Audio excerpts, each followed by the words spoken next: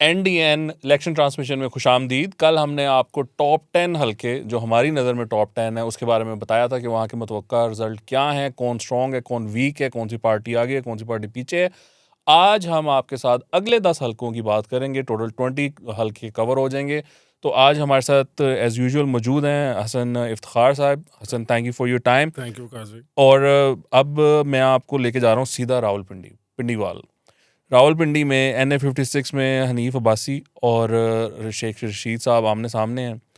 क्या वहाँ पे मुकाबला है? PTI का कोई बंदा है या ये दोनों ही इलेक्शन लड़ेंगे और इन्हीं का मुकाबला होगा, और कौन जीतेगा? देखें जी, बात यह है कि मुकाबला तो होना चाहिए असूली तौर पर। अगर शेख रशीद साहब बाहर होते जेल से तो मुकाबला ज़्यादा अच्छा बनता। शेख रशीद साहब खुद जेल में, जुडिशल रिमांड है उनका। इलेक्शन कैंपेन वो चला नहीं रहे। उनके जो भतीजे वगैरह उनकी कैंपेन चलाते हैं, उनके साथ भी जो पकड़ धकड़ का सिलसिला है वो जारी है।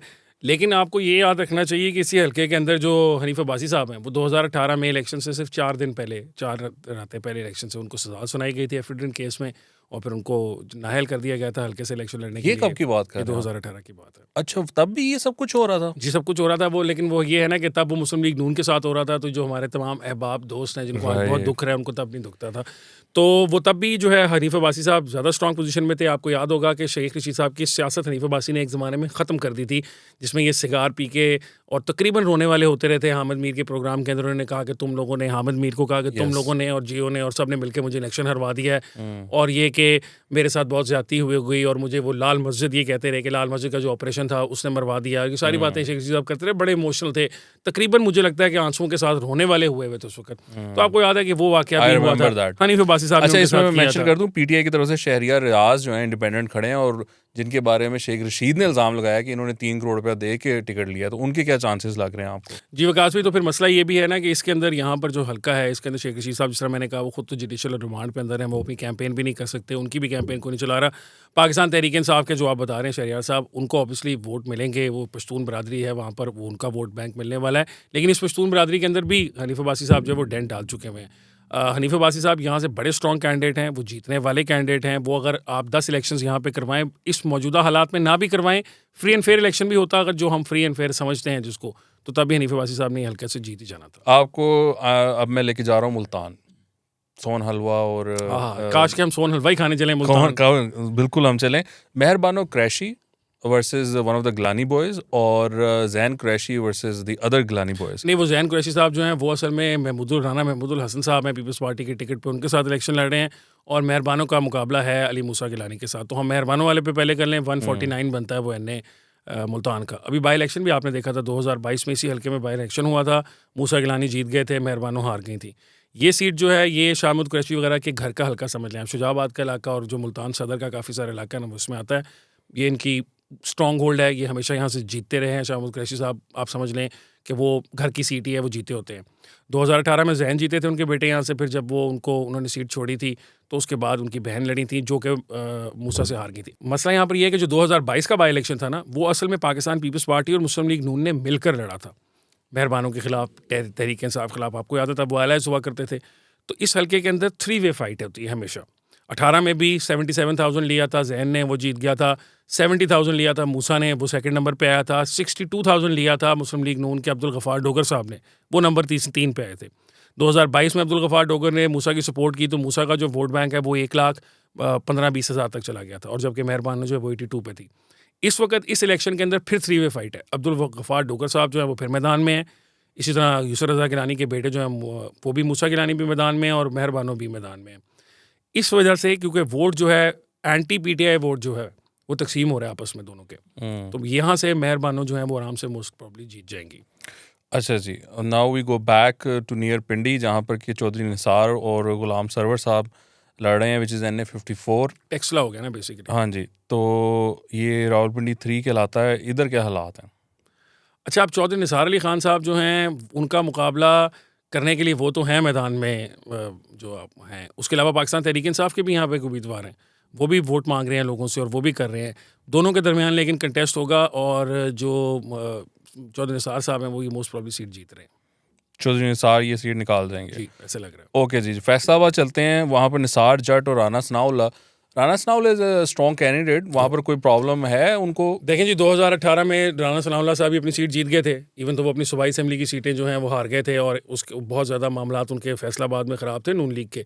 तकरीबन 2018 में नून लीग फारिग ही हो गई थी फैसलाबाद से, एक राणा साहब अपनी सीट बचा सके थे और एक जो है वो जो बलोच साहब हैं वो अपनी सीट बचा सके थे, तो काफ़ी हालात ख़राब थे फैसलाबाद के अंदर। इस बार फैसलाबाद पूरा का पूरा डिस्ट्रिक्ट जो है ना वो उससे ऑपोजिट है जो 2018 के अंदर था। इस बार जो रिज़ल्ट आएगा वो जिस तरह मैंने कहा, now the shoes on the other foot.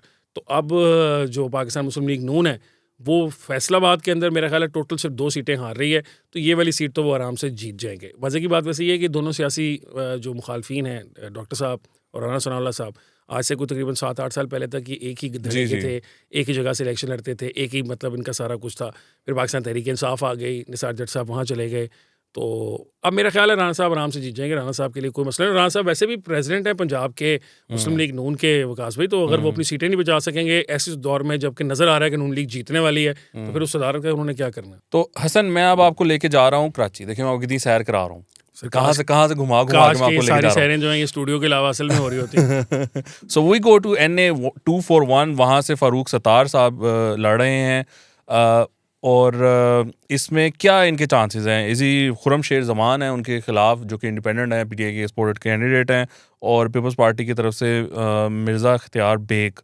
कौन जीतने जा रहा है ये हल्का? देखें, ये MQM जो है उसने बड़ी कोशिश की है कि ये जो हल्के वापस लिए जाएं, उनमें से एक हल्का ये फारूक सत्तार साहब का। फारूक सत्तार साहब ये हल्का जो है 2018 में मरहूम डॉक्टर आमिर लियाकत हुसैन साहब से हार गए थे। अच्छा। और आमिर लियाकत हुसैन साहब जो है वो तो दोनों तरफ के वोट ले सकते थे, वो सारी उम्र MQM में भी रहे, अपनी सारी जो जवानी उनकी थी वो MQM के अंदर रही, बाद में वो PTI में आ गए, तो वो वोट मांगने के लिए जब जाते थे तो वो दोनों साइड का वोट मांग सकते थे, उनके लिए तो कोई मसला नहीं था। अब खुर्रम शेर जमान साहब जो हैं वो सूबाई असेंबली के भी वो थे, MPA रह चुके हैं, अब उनको तरक्की मिल गई है कौमी असेंबली के अंदर। लेकिन विकास भी जो मैं आपको बता रहा हूँ कि पूरे मुल्क में इस वक्त जो हवा बन चुकी हुई है, जो हवा चलने वाली है, कल सुबह इलेक्शन डे है, उसके अंदर जो है पाकिस्तान तहरीक इंसाफ की कराची से उस तरह की सीटें निकालना बहुत मुश्किल है जो 2018 में निकाली थी। और मेरा ख्याल है कि उस जो मार पड़ने वाली है PTI को, किस्मत की मार कह लें आप, या वो जो साइकिल ऑफ लाइफ है वो वापस चढ़ता हुआ आ गया, तो ये वाली सीट जो है वो MQM की तरफ चली जाएगी। अब सवाल यहाँ पे ये पैदा होता है कि कराची के अंदर इस तरह की 2, 4, 5 सीटें ऐसी हैं जो ज़बरदस्ती ही इनको जितवाई गई थी। अभी हम पता नहीं आप उसको डिस्कस करेंगे नहीं करेंगे, जिसके अंदर मुस्तफ़ा कमाल साहब इलेक्शन कंटेस्ट कर रहे हैं। जी, वो हमारा नेक्स्ट आपसे वही पूछना है। NA 242 Mustafa Kamal is against Qadir Mandokhel, Peoples Party के। अब ये 241 में 2018 में फैसल वाडा साहब जीते थे शहबाज शरीफ साहब से, और उनके दरमियान वोटों का फ़र्क था 600 का। तो अभी कौन है PTI का यहाँ पर? अभी जो है 2000 इस इलेक्शन के अंदर जो है इस वक्त जो मुकाबला है वो कादर मंदोखेल साहब पाकिस्तान पीपल्स पार्टी के जो हैं वो उनका, और मुस्तफ़ा कमाल साहब का है। पाकिस्तान तहरीक इंसाफ के जो कैंडिडेट है वो काफ़ी कमज़ोर पोजीशन में है, और वो भी इसलिए क्योंकि कादर मंदोखेल साहब जो हैं ये बाई इलेक्शन में जीत गए थे सीट। फैसल वाडा साहब ने ये सीट अपनी छोड़ी, तो उसके बाद कादर मंदोखेल साहब ने मिफ्ता इस्माइल को हरा दिया इलेक्शन में। वो भी क्लोज कॉन्टेस्ट था, उतना खास फ़र्क नहीं था उसमें, टर्न आउट भी बहुत थोड़ा था, 18-19 हज़ार दोनों को वोट मिले थे। लेकिन ये वाला जो हल्का है इसके अंदर इंटरेस्टिंग एक और फैक्टर भी है, वो ये है कि यहाँ पर रिलीजियस वोट बहुत ज़्यादा है। ये किमाड़ी का इलाका है कराची का, वहाँ पर जो रिलीजियस वोट बैंक है वो बहुत ज़्यादा है। फॉर इंस्टेंस 2018 में जो थर्ड कैंडिडेट था वो TLP का था, उसने 28,000 वोट लिए थे।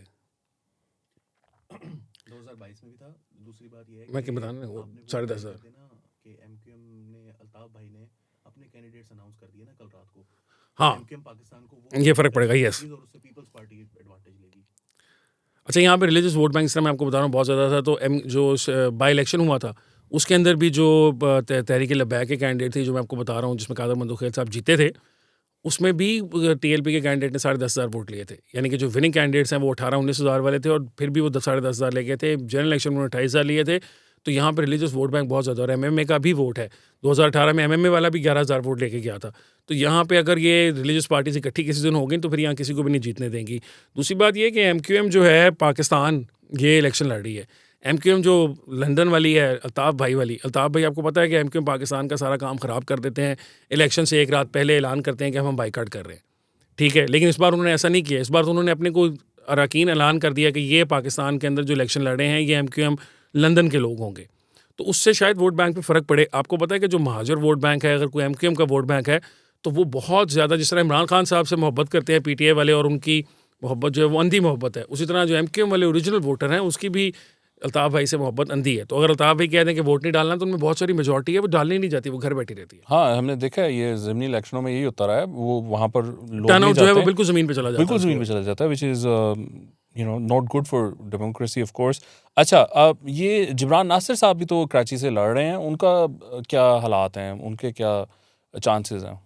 देखें, जिब्रान नासिर साहब जो हैं वो सोशल मीडिया के डार्लिंग हैं इमरान खान साहब की तरह के, और उनका वो हाल है जो इमरान खान साहब का 1996 में था, जो इमरान खान साहब का 2002, खैर इमरान खान साहब तो आप 2002 में फिर भी एक सीट जीत गए थे, लेकिन 1996 वाला हाल ही है जिब्रान नासिर साहब का भी। जिब्रान नासिर साहब जो हैं वो पहली दफ़ा नहीं यहाँ से लड़े, वो यहाँ से सूबाई असम्बलियाँ के इलेक्शन भी लड़ते रहे हैं। मेरा ख्याल है तीसरा इलेक्शन साइकिल है जिसके अंदर वो गए हैं। वोट उनको उतने ही मिलने हैं जितने उनको पहले मिले थे, चंद हज़ारों में होंगे अगर वो भी पूरे हो गए। जिब्रान नासिर साहब जो हैं वो पाकिस्तान के अंदर उसी तरह ही हैं जिस तरह पंजाब के अंदर वो हकूक़ खल्क़ मूवमेंट वाले हैं, जिस तरह बराबरी पार्टी वाले हैं, कि वो बातें बहुत बड़ी बड़ी करते हैं, सोशल मीडिया प्रेजेंस भी है। अब जवाद साहब जो है उनकी कितनी बड़ी प्रेजेंस है, लेकिन आप हमने उनका इंटरव्यू भी किया था तो मैंने उनसे पूछा कि आपने पूरे मुल्क में कैंडिडेट कितने खड़े किए थे। आप आज भी अगर पूछेंगे तो जवाद साहब का एक ही कैंडिडेट होगा या 2 कैंडिडेट होंगे, लेकिन वो अगर उनसे बात करेंगे तो वो इनकलाब पार्टी लाना चाहते हैं। तो जिब्रान नासिर सियासत साहब, मुश्किल काम है हसन, ये तो आप माने ना। देखिए सियासत जी वकास भाई 24/7 नहीं 28 घंटे का काम है, 24 घंटों में यस, से, यस। ठीक है, और जिन लोगों ने It's a करनी है huge वो फिर responsibility. Then you do not have any other social life. अच्छा, वी गो टू केपी। हमारे जो हरदिल अजीज़ परवेज़ खटक साहब वहाँ से खड़े हैं NA 33 में। उनके क्या चांसेस हैं? वो बड़ी बात होती है कि परवेज़ खटक जो हैं वो अब एक नई पार्टी बना ली है, वो केपी के एक्सपेक्टेड CM हो सकते हैं, तो क्या वो अपनी सीट सिक्योर करेंगे? आपने जो बात की, आपने मेरे अपने सवाल का जवाब खुद ही अपने सवाल में ही दे दिया कि आपने कहा कि उनको एक पार्टी बनाई गई है और उनको चीफ मिनिस्टर बनाने का कैंडिडेट किया जा रहा है, तो फिर वो जितवाने वाले जितवा ही देंगे। 2018 में तो वो आराम से जीत गए थे, तकरीबन 35-40 हज़ार की उनकी लीड थी, लेकिन तब पाकिस्तान, देखिए खैबर पख्तूनख्वा के अंदर पाकिस्तान तहरीक इंसाफ के कैंडिडेट को हराना बहुत मुश्किल है इस वक्त।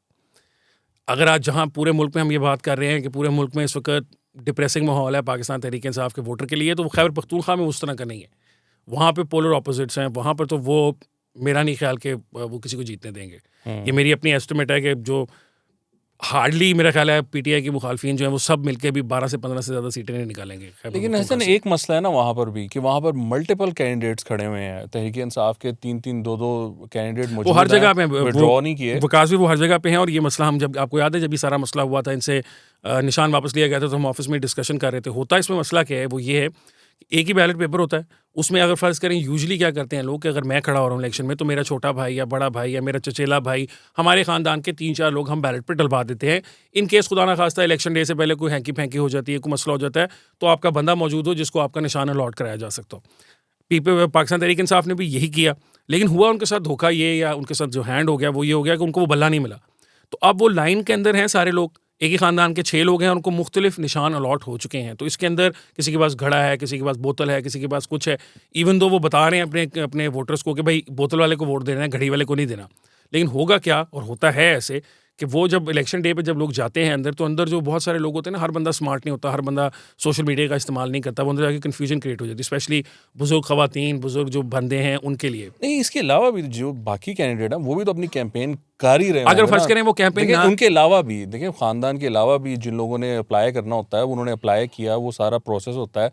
नून ने अब डेडलाइन दी थी ऐसे लोगों को कि अपने अपने विड्रॉ करें अपनी कैंडिडेटसी, ताकि आपका वो कोई वो निशान ना लौट जाए ना। गुजरना वो नाम ना आ जाए। तो वो भी तो एक प्रॉब्लम होती है ना, कि मल्टीपल कैंडिडेट्स भी तो होते हैं ना, फैमिली के अलावा भी। हाँ, वो भी देखें ना, इस तरह वो रेहान ज़ेब खान साहब जो हैं, जो भी शॉट डेड जो हुआ है जिनके साथ, उनके बारे में भी कहा जा रहा है पाकिस्तान तहरीक इंसाफ कहती है वो हमारे मेन कैंडिडेट है ही नहीं, हम उनको टिकट अलॉट ही नहीं लेकिन की उसका थी। सपोर्ट तो बहुत लेकिन था उनकी वहाँ पर। सपोर्ट थी, और वो क्या कहते हैं कैंपेन कर रहे थे, और वो वैसे वो जनरली भी HRCP के साथ भी इन्वॉल्व रहे हैं। वो अपने लोकल इलाकों के अंदर भी नौजवानों के लिए, यूथ डेवलपमेंट के लिए पुराने ज़माने से काम करते रहे। पाकिस्तान तहरीक इंसाफ से हट के भी तो वही करते रहे। अब खैबर पख्तूनख्वा के अंदर इमरान खान का जो कैंडिडेट है, वो अगर 6 भी खड़े होंगे ना, तो उसके अंदर भी उनकी लीड बहुत ज़्यादा वकास भाई। इस वक्त खैबर पख्तूनख्वा में इमरान खान जो अगर फ़र्ज़ करें, या पाकिस्तान तहरीक इंसाफ का जो वोट बैंक है कैंडिडेट का, वो अगर फ़र्ज़ करें 30% पे है या 31% पे है, तो जो उनका सेकंड क्लोजेस्ट आदमी आता है ना, वो 11 या 12% पे बैठा हुआ है। तो अब वो जो मुकाबला है वो हो ही नहीं सकता अनलेस के तमाम सियासी जमातें आपस में वहाँ इकट्ठी हो जाती और वन प्लेटफॉर्म पे खड़े हो जाते, जहाँ ANP, JUI, पीपल्स पार्टी, नून लीग मिलकर इलेक्शन लड़ते। लेकिन ये तजर्बा भी 2022 के बाई इलेक्शंस में नाकाम हो गया। जहाँ इमरान खान साहब जब जीते हैं वहाँ 4 में वो एबल वली खान से जीत गए। आप वहाँ पर आ गए हैं, NA-25 हैं, वहाँ पर से खान अब्दुल वली खान के जो पोते हैं वो खड़े हैं, तो क्या उधर के क्या हालात हैं? Is he going to win? Naseem Wali Khan उनका नाम है? नहीं, उनका नाम एबल वली खान है। नसीम बेगम नसीम वली जो है। दोबारा करते हैं, अला दोबारा करना है। अच्छा, आप 4 पर आ ही गए हैं, NA-25 का मामला है और वहाँ से खड़े हैं एमल वली खान, क्या is he going to win? It's going to be very interesting fight, but Aimal Wali is not going to win. वहाँ पे मुकाबला जो है वो असल में गौहर साहब का और मौलाना गौहर शाह हैं JUIF के, वो 2 दफ़ा वहाँ से कौमी असम्बली के मेंबर रह चुके हैं। उन्होंने इनके वालिद साहब असद यार वली खान साहब को हराया हुआ है। उसके अलावा वहाँ पे फजल खान साहब जो हैं उनका है, उनके वालिद साहब जो हैं वो पाकिस्तान मुस्लिम लीग नून में होते थे। पुरानी उनकी राइवलरी है ये वली ख़ानदान के साथ, सारी उम्र वो सियासत इनके ख़िलाफ़ करते रहे हैं। कभी वो जीत जाते थे, ज़्यादातर ये जीतते थे। अब जब उन्होंने देखा कि वक्त बदल गया है, मुस्लिम लीग नून का वोट बैंक उस तरह का नहीं रहा खैबर पख्तूनख्वा में, तो वो तहरीक इंसाफ में चले गए हैं। ये वही सीट है जहाँ से फजल साहब ने जब अपनी सीट खाली की थी तो इमरान खान साहब को इलेक्शन लड़वाया था और इमरान खान साहब ने तकरीबन 10,000 की लीड से एमल वली खान साहब को हराया था। और उस वक्त गौहर साहब जो हैं, मौलाना गौहर शाह साहब JUI वाले, वो और एमल वली मिलकर कैंपेन चला रहे थे। अब यहाँ जो गौहर शाह साहब हैं उनका अपना वोट बैंक इतना है कि वो 65, 67, 80 इसके आसपास वोट ले सकते हैं, क्योंकि वो एक लोकल वहाँ के जो हैं उनका इन्फ्लुएंस मजहबी रुझान जो रखने वाले लोगों में बहुत ज़्यादा है। 3-वे फाइट होगी और जहाँ 3-वे फाइट होगी यूजुअली खैबर पख्तूनख्वा में 3-वे फाइट का फ़ायदा पाकिस्तान तहरीक इंसाफ ही उठाएगी। Right, so we go to NA-108 जहाँ पर के साहिबजादा महमूद सुल्तान और फैसल सालेह हयात का मुकाबला है। कौन जीतने जा रहा है? 2018 में फैसल सालेह हयात ये सीट जीत गए थे, आपको पता है। हार गए थे वो, मतलब ऑफिशियल रिजल्ट्स के मुताबिक वो हार गए थे, लेकिन वो फ़र्क भी तकरीबन 700-800 वोटों का था। और फैसल सालेह हयात जो है वो सारी रात शोर डालते रहे थे कि मेरे साथ धोखा हो गया, मेरे साथ ज़्यादती हो गई। अब साहबजादा साहब जो हैं वो आपको पता है सुल्तान बाहू के जो वहाँ पर दरबार है उसके गद्दी नशीनों में से हैं, तो इनका भी रिलीजियस वोट बैंक है। इसी तरह जो फैसल सालेह हयात साहब हैं वो खुद क्या कहते हैं पीर हैं, वहाँ पे जवाना जो उनका है वहाँ का इलाके के, तो ये पीरों का मुकाबला है और क्लोज कॉन्टेस्ट होगा। फैसल सालेह साहब 2 सीटों के ऊपर कौमी असम्बली की नून लीग के टिकट पर इलेक्शन लड़ रहे हैं। सारी उम्र पीपल्स पार्टी से उन्होंने सियासत की थी, फिर पेट्रियट में चले गए थे, अब वो नून लीग की तरफ आ गए हैं। मुकाबला अच्छा होगा। साहबजादा साहब भी शौक पूरा कर चुके हैं। 2018 में ये पाकिस्तान तहरीक इंसाफ से MNA बने थे, तो 2013 में ये पाकिस्तान मुस्लिम लीग नून के टिकट से यहाँ से इलेक्शन हारे थे। तो ये नहीं है कि और दो उससे पिछले वाले इलेक्शन में जो है ये मुस्लिम लीग कायदे आज़म के टिकट पर इलेक्शन लड़े थे। तो इस तरह है कि ये जंग की जो सियासत टफ है। और उसमें देखें वहाँ पर ना 2-3 तरह का वोट बैंक है। एक वोट बैंक जो है वो जो रिलीजियस वोट बैंक है उसके अंदर भी डिविजन्स हैं। एक बरेलवी वोट बैंक है, एक देवबंदी वोट बैंक है। इस तरह का जो उसका है उसका फ़ायदा उठाते हैं। अब ये इसमें यहाँ पर दोनों के दरमियान मज़े की चीज़ ये है कि ये जो एक सैयदजादे हैं, ठीक है, और दूसरे गद्दी नशीन हैं, तो वो जो दोनों पावरफुल लोग हैं वहाँ के, उनका आपस में मुकाबला है। मेरा अपना ये ख्याल है कि साहबजादा साहब जो हैं वो टफ टाइम देंगे फैसल सालेह हयात को। अब देखने वाली बात है, Faisal Saleh Hayat is a very shrewd politician. मैंने उनका 2000 वो सपोर्ट गेन करेंगे वहाँ पे फिर जाके धड़ों से और जी 2013 में मैंने उनका एक इंटरव्यू किया था, इसी तरह इलेक्शन से कुछ अर्सा पहले। तो जो मैं आपको बताऊं, बहुत सारे सियासतदानों को मैंने इंटरव्यू किया, उनसे बातचीत की, लेकिन he is a very shrewd person. वो बहुत चालाक आदमी है, ठीक है, और उन्होंने हवा का रुख देख के ही मुस्लिम लीग नून के टिकट लिए, वरना वैसे टिकट ना लेते। अच्छा जी, NA-263 वहाँ से पख्तूनख्वा अवामी पार्टी के चेयरमैन महमूद अचकज़ई कर रहे हैं और नून से जमाल शाह काकड़, पीपल्स पार्टी के रोज़ी खान काकड़, PTI के सलार खान काकड़ और JUI फे के मुफ्ती रोज़ी खान मध्य मुकाबले हैं। जी, अचकज़ईयों का काकड़ों से मुकाबला है यहाँ पे। असल में हो ये रहा है कि काकड़ अपना वोट बैंक सारे तोड़ रहे हैं। 3 काकड़ इस तरह आपने बताया, 3 मुख्तलिफ सियासी जमातों से खड़े हैं। अचकज़ई साहब जो हैं वो अचकज़ई साहब 2018 में सीट हार गए हैं। अचकज़ई साहब दूसरी सीट भी 2018 में हार गए थे, वो कोई सीट भी वहाँ से नहीं जीत सके थे। बहुत बड़ा सेटबैक था पख्तून मैप के लिए कि उनका जो सरबराह है वो अपने होम सूबे से नहीं इलेक्शन जीत सका। कोशिश वो कर रहे हैं, और मज़े की बात इसके अंदर ये है कि कुछ सीट एडजस्टमेंट टाइप की चीज़ भी अचकज़ई साहब ने की है, क्योंकि आपको पता है कि मौलाना फजल रहमान साहब भी पशीन से जाके इलेक्शन लड़ रहे हैं अपनी जो DI खान की सीट है उसके अलावा, क्योंकि DI खान से दोनों सीटें हार गए थे पिछले साल 2018 में। तो इस बार उन्होंने सोचा चलें अपने जो हैं उसको स्प्रेड कर लेते हैं अपने ख़तरे को। तो वहाँ पे जो पशीन वाली सीट है उस पर अचकज़ई साहब ने मौलाना साहब के हक़ में अपने आप को कागजात अपने नामजदगी वापस ले लिए थे, वरना इन्होंने वहाँ पर भी कंटेस्ट करना था। तो इससे ये साबित मुझे लगता है कि शायद JUI के साथ इनकी कोई सलाम दुआ इस तरह की हो गई है कि JUI के यहाँ से इनको सपोर्ट मिलेगी और वो वहाँ पर ये उनको सपोर्ट करेंगे।